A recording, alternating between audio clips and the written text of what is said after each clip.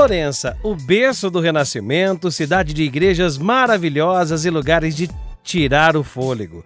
Este é o Batalha Mundo Afora e a gente hoje vai seguir com o nosso segundo dia por esta obra de arte da humanidade. E antes de começarmos, eu gostaria de pedir que você se inscreva no nosso canal, curta o vídeo e fique sempre por dentro das nossas viagens. Aciona o sininho aí.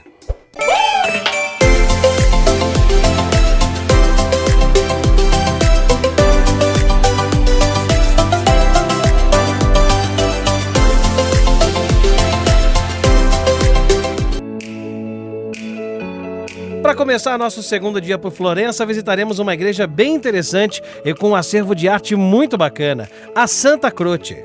Gente, nós estamos aqui agora na Santa Croce, fica nesse lugar aqui, maravilhoso, nessa praça, onde tem um monte de mercadinhos, né, perto de comida. E aqui na Basílica de Santa Croce, que é uma das principais de Florença, né, uma das principais da Itália, estão enterrados algumas das maiores personalidades, como Maquiavel, Michelangelo. Então, bem bacana, um lugar muito legal e a gente vai conhecer. A Basílica de Santa Croce em Florença é muito mais do que uma igreja. Santa Croce é uma das mais antigas e maiores basílicas franciscanas do mundo, de uma magnificência de deixar qualquer um boquiaberto.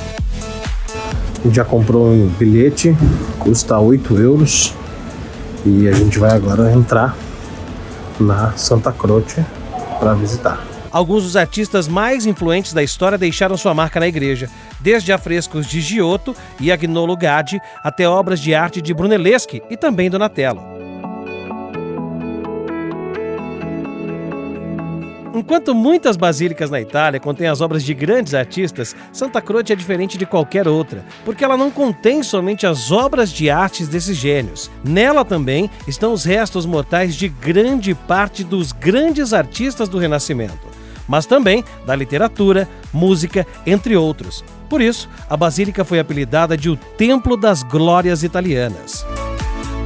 A igreja e o convento foram estabelecidos originalmente em 1220 em uma área pobre fora dos muros da cidade, algo que era conveniente para dois dos propósitos da ordem franciscana: ajudar os pobres e pregar a palavra de São Francisco às pessoas comuns. Os frades franciscanos construíram um pequeno oratório no local da igreja atual. E a praça na frente era um campo no qual as pessoas se reuniam para ouvi-los pregar. O oratório era pequeno e simples, refletindo assim seus ideais de pobreza e vida simples. Com o passar dos anos e a expansão da cidade, a igreja passou a ficar dentro dos limites da nova muralha. Cercada por uma população maior, surgiu a necessidade da ampliação da igreja. Assim, em 1294, iniciou a construção projetada por Arnolfo di Cambio, mas ela só foi completada 90 anos depois, em 1385.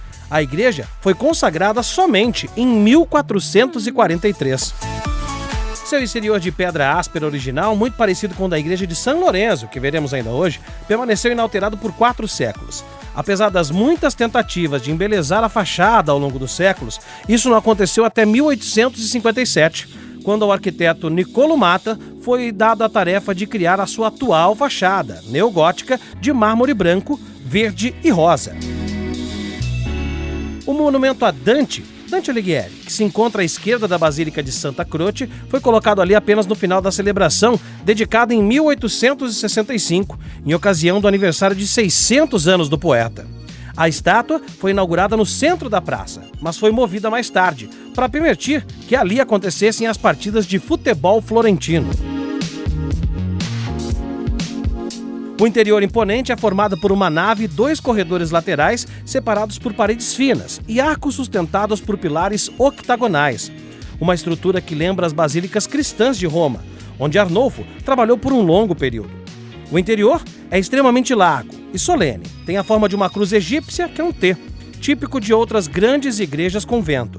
Arnolfo, respeitando o espírito franciscano, desenhou uma igreja com grandes aberturas destinadas a iluminar as paredes, que, como em outras igrejas franciscanas, principalmente as de Assis, deviam conter grandes afrescos com ciclos figurativos, com a intenção de explicar aos analfabetos as sagradas escrituras, a chamada Bíblia dos Pobres.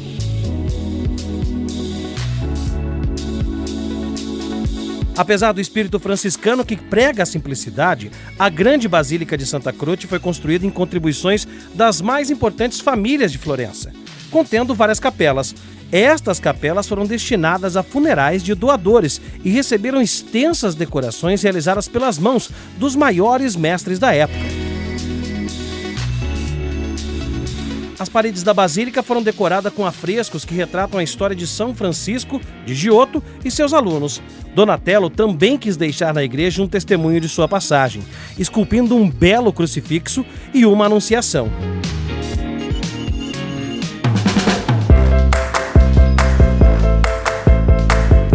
Há muito para ver na Basílica de Santa Croce, e uma das coisas principais são as suas capelas. 10 capelas das famílias importantes de Florença foram construídas dentro da igreja entre 1295 e 1310, mas as decorações com afrescos sobreviveram em somente 4 delas.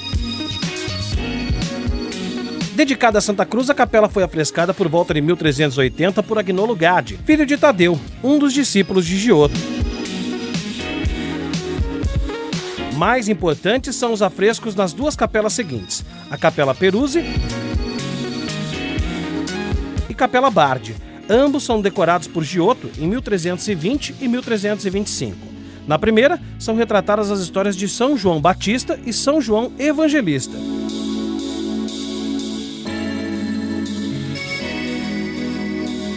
Na Capela Bardi, há as histórias de São Francisco.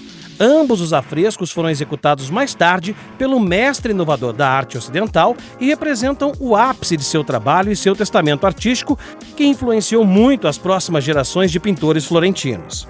Na parte superior direita do transepto encontra-se a capela do Baroncelli, decorada com afrescos do grande discípulo de Giotto, Tadeu Gaddi, com histórias da Virgem. A capela Castellani foi afrescada pelo filho de Tadeu, Agnolo Gaddi, com algumas ajudas, enquanto o tabernáculo é obra de Mino da Fiesoli. Destaca-se no final do transepto a capela Flea Berardi, com afrescos de Bernardo Daddi, do século XIV, e uma cerâmica vidrada de Giovanni della Robbia, sobre o altar. A última, no lado do transepto, é a capela de Bardi di Vernio, afrescada por Maso de Banco, com as histórias de São Silvestre.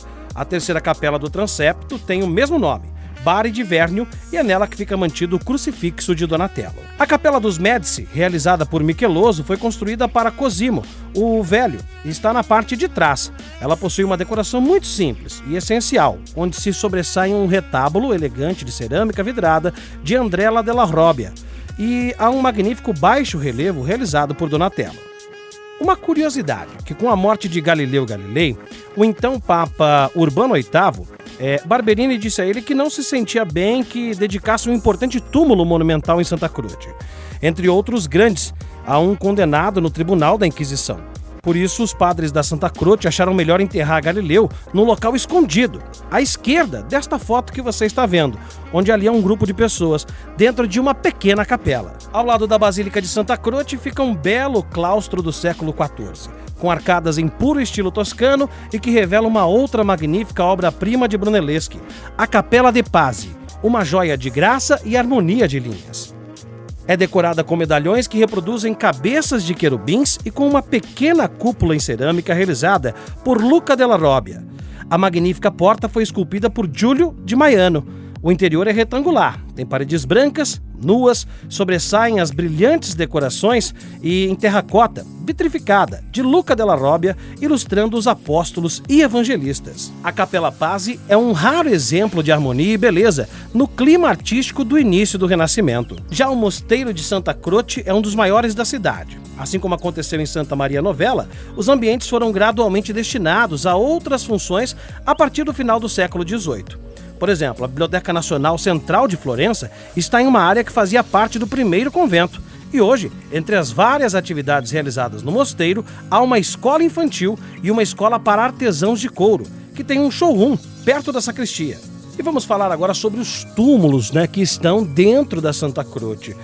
Você pode ver pelas nossas imagens que o chão, inclusive desta basílica, é repleto de túmulos daqueles que eram os grandes doadores para a igreja. E também Ao lado nós vamos ver outros túmulos. O primeiro deles é a de Michelangelo, que é a tumba que encontramos ao entrarmos na basílica. A lenda diz que ele escolheu esse local para ser sepultado, pois queria que a primeira coisa que ele visse no dia do juízo final fosse a cúpula de Brunelleschi, vista através das portas abertas da Basílica de Santa Croce. Michelangelo está enterrado sob um monumento com figuras alegóricas da escultura, da arquitetura e da pintura, projetadas por Giorgio Vasari em 1570. A estrutura era tão bonita que serviu como modelo para todos os outros túmulos que seriam construídos na igreja. Mais adiante fica o túmulo de Leonardo Bruni, um renomado orador e diplomata florentino. Bruni foi um estudioso conhecido por suas traduções de Platão e Aristóteles e seus escritos sobre a história de Florença. Quando Bruni morreu em 1444, seus últimos desejos foram que seus restos fossem colocados em um monumento funerário de estilo antigo. A estrutura executada por Bernardo Rossellino apresenta arte romana antiga, em vez de imagens religiosas, cumprindo assim o pedido final de Bruni. No final da nave de Santa Croce está o túmulo do compositor de ópera Gioachino Rossini, que morreu em 1868. Ele escreveu 39 óperas, incluindo O Barbeiro de Sevilha e Cinderela, tendo sido o compositor de ópera mais popular da história. Seu monumento foi criado em 1900 por Giuseppe Cassioli. Ainda existem na Basílica os túmulos de outras personalidades, inclusive Maquiavel.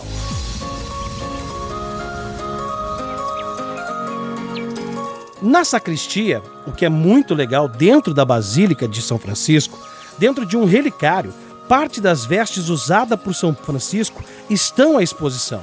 São as relíquias de São Francisco. Vamos agora para outra linda igreja, Orsan Michele, mais uma igreja deste roteiro que é linda e até bem pouco tempo atrás era grátis para entrar. A entrada hoje custa 2 euros e eu acho que vale super a pena, mas vou entender se você preferir pular. A Orsan Michele tem a parte externa decorada com estátuas de bronze ou mármore, cópias das originais de Michelangelo. Cada estátua representa uma profissão diferente. A parte interna é um show. Teto pintado com desenhos de santos coloridos, chão decorado com mosaicos e o altar gótico mais lindo de Florença. Quem vê de fora não espera que uma igreja tão pequenina guarde tantos segredos, não é mesmo? E saindo desta maravilhosa igreja, chegamos ao Mercado Central de Florença. Gente chique é outra coisa, né? A gente vem no banheiro e tem vista.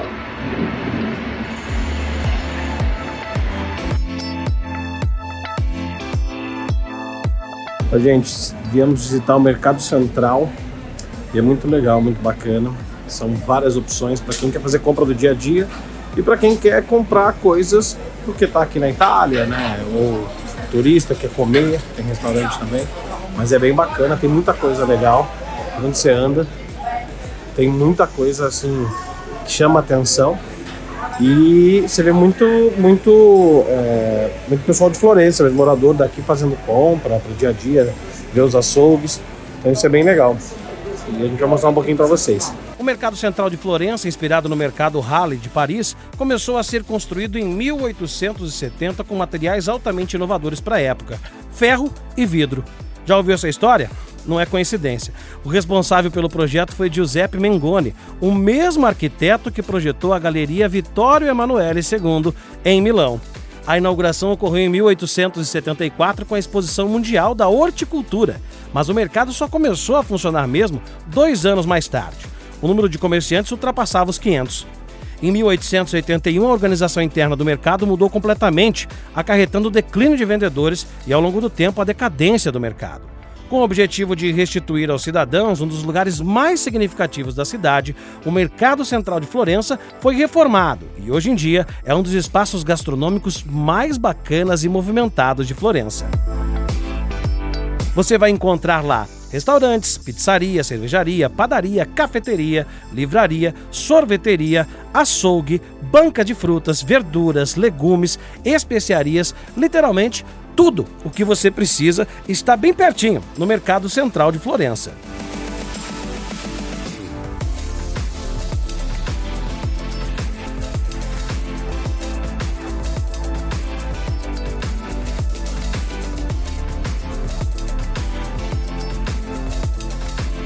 E a parte externa do mercado é cercada de lojas de vendedores de rua que dão um show de simpatia e reverência, como o nosso amigo Fernandes. Gente, a gente está aqui passando pelo Mercado Central e aqui fora, bem na frente, tem várias barraquinhas e tudo mais. E eu vou te dar uma dica bem legal. Quando você passar por aqui, quiser comprar joia, tá? Tem os anéis, tem muita coisa boa, tem roupa ali atrás. Você vai chegar aqui e falar o seguinte, ó. Você vai falar pro Fernandes que o Jean mandou pra você vir pra cá. Porque o Fernandes é brasileiro. Sim, somos brasileiros com muito orgulho. Sim, estamos aqui na Itália, mas somos brasileiros, claro. Né? Com muito amor e carinho. E vier aqui tem desconto, né? Aqui tem desconto, sim, claro, para brasileiro tem desconto especial. É, Special Price. É aquele negócio, você leva 2, paga 3, entendeu? Exatamente. Vem pra cá, passa por aqui. Sim. É bem na frente da porta do Mercado Central. Exatamente. Passa aqui pra você. Aqui é o centro, coração de Florença. Nós estamos próximo do Duomo, que é a igreja, a Catedral do Duomo. Bacana demais, um prazer e felicidades pra você. Tudo de bom pra você. Saindo do mercado e andando a pé por Florença, chegamos à Basílica de São Lourenço. Bom, gente, aqui na igreja de São Lourenço, a gente está aqui na frente agora. E se você quiser visitar, você tem que comprar o seu bilhete. Custa 9 euros. A gente não vai entrar, até porque a gente tem bastante coisa para fazer hoje. E porque tem muita igreja aqui em Florença. Então a gente optou por não entrar, mas caso você queira, muito bonita a frente, muito legal, tá bom? Durante muito tempo a Basílica de São Lourenço, ou de São Lourenço em português, foi a Catedral de Florença, a mais importante igreja da cidade, até ser substituída pela Igreja de Santa Reparata e em seguida pela atual Catedral de Santa Maria del Fiore. Ela está localizada bem ao lado do animado Mercado de São Lourenço, a poucos passos do Duomo e também do Batistério. O que impressiona na São Lourenço é o contraste entre a pedra bruta da fachada exterior e a harmonia do interior. Dividida em 3 naves com colunas e arcos em pedra cinza, contrastando com as paredes de gesso branco. A fachada, na verdade, não foi terminada.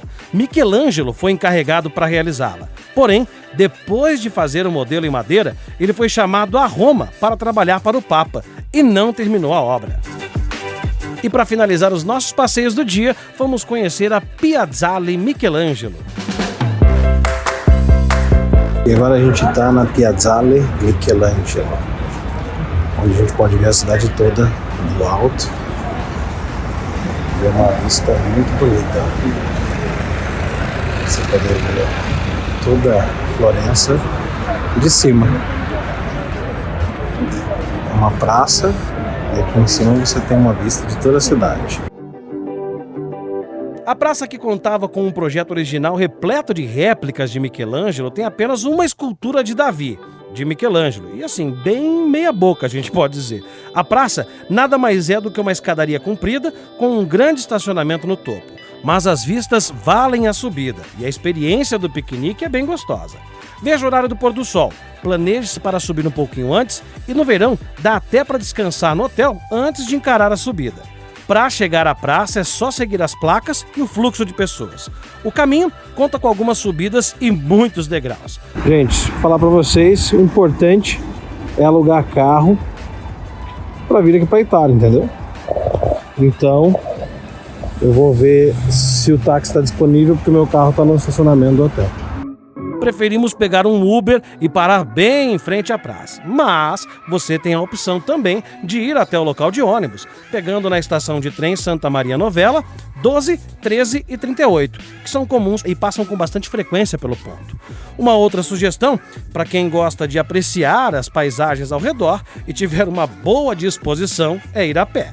A estrada até a Piazzale Michelangelo é incrível, toda arborizada e com vista para muitos pontos turísticos de Florença, valendo muito a pena a aventura.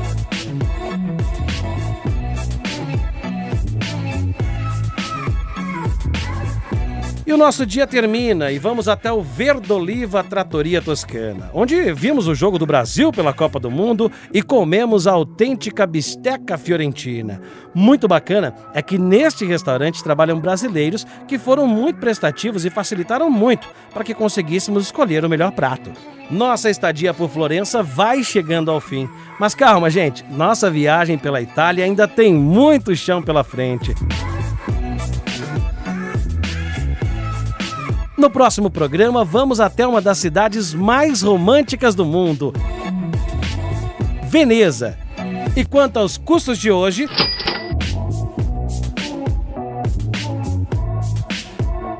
Fizemos apenas uma refeição fora do hotel durante o dia. Foi no Verdoliva Trattoria. Por se tratar de carne, que na Europa é bastante dispendioso, o nosso jantar saiu por volta de 70 euros para 2 pessoas. Mas valeu cada centavo. A única entrada que tivemos que pagar foi a da Santa Croce, que saiu por 8 euros. As demais atrações foram gratuitas. Eu espero muito que vocês tenham gostado do nosso programa hoje e espero vocês no próximo Batalha Mundo Afora, desta vez chegando em Veneza.